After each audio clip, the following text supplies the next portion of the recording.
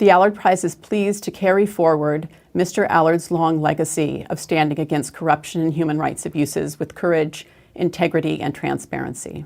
The 2022 Allard Prize for International Integrity was just awarded to 2 investigative journalists that have been shedding light on corrupt governments and organized crime.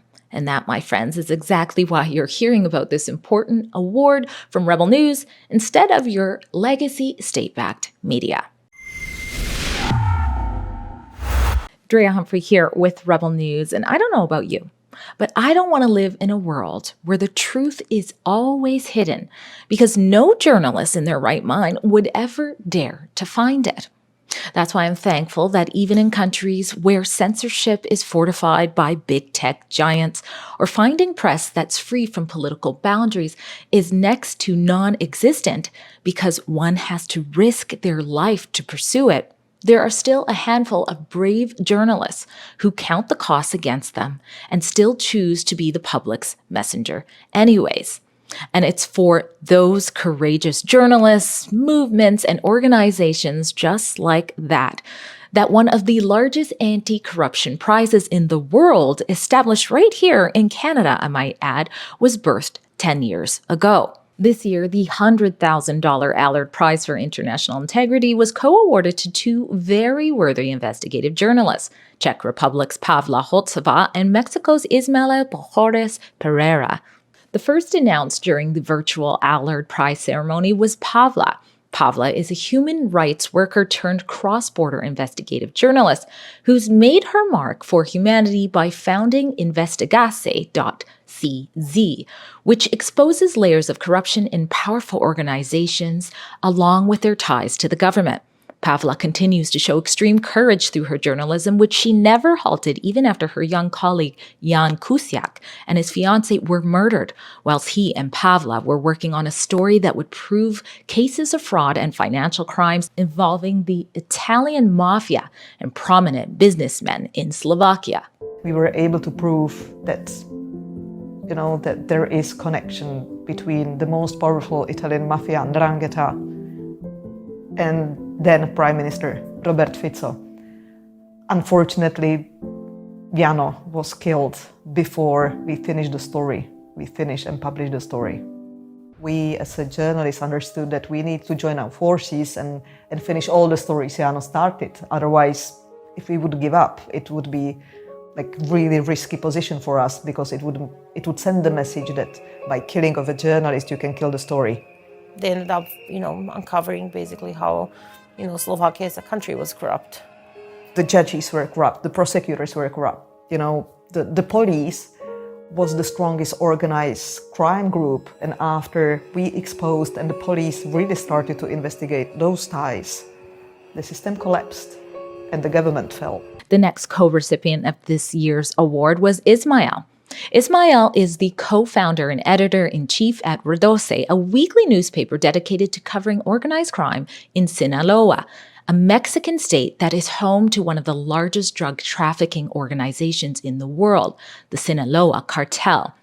Just like courageous Pavla, Ismael and his team have never backed down from exposing the workings of the cartel, nor its political capital, even after the late Javier Valdez Cardenas, who was also a co-founder of Rodose, was shot to death near the publication's office. Eran años muy convulsos. Recibimos una granada que no solicitamos.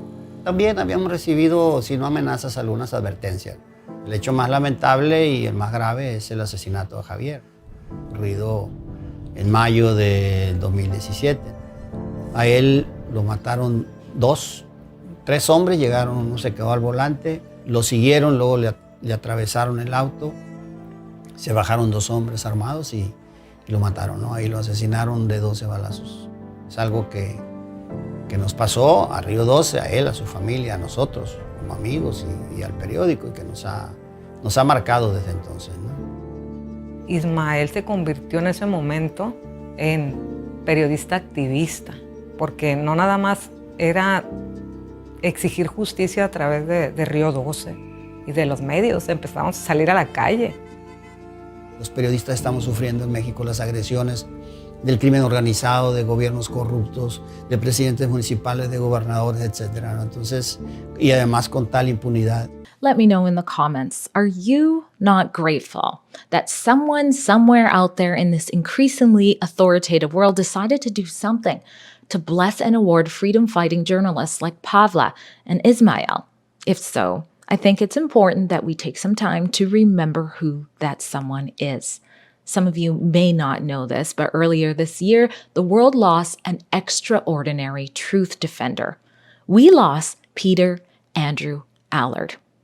Born in Boston, raised in Edmonton and Vancouver, Allard was a lawyer-turned-philanthropist who, just like the Allard Prize, for which he funded through his Allard Prize Foundation, stood for the protection of human rights, the promoting of transparency and accountability, and anti-corruption. That is all to say that serious corruption is alive in North America and Europe, as it is around the world, but we must not lose hope, heart, or courage. Allard's generosity towards the pursuit of justice and truth seemed unmeasurable, as exemplified by his founding of the Highbury Foundation, supporting many charities in Canada, as well as making the largest donation in Canadian history to a law school, his former law school, the University of British Columbia. I challenge all of us to become participants in the quest to improve all of the systems that we were responsible for managing, not just in Canada, but worldwide. And I challenge all of us to spend less time on pure commentary and more time on incorporating our collective intellects into progressive and equitable solutions and actions. Allard was a friend of freedom of speech, a friend of justice, and he was a friend of Rebel News. And just like the deaths of slain journalists mentioned earlier in this report, Allard's fight for freedom and choice to be on the right side of history will not be forgotten. Drea Humphrey for Rebel News. Thankfully, Rebel News journalists have not died for bringing you the other side of the story, but unfortunately, sometimes we have been assaulted and threatened. If you'd like to support our independent journalism and make sure that we are safe when we are doing so, please donate what you can to journalistdefensefund.com.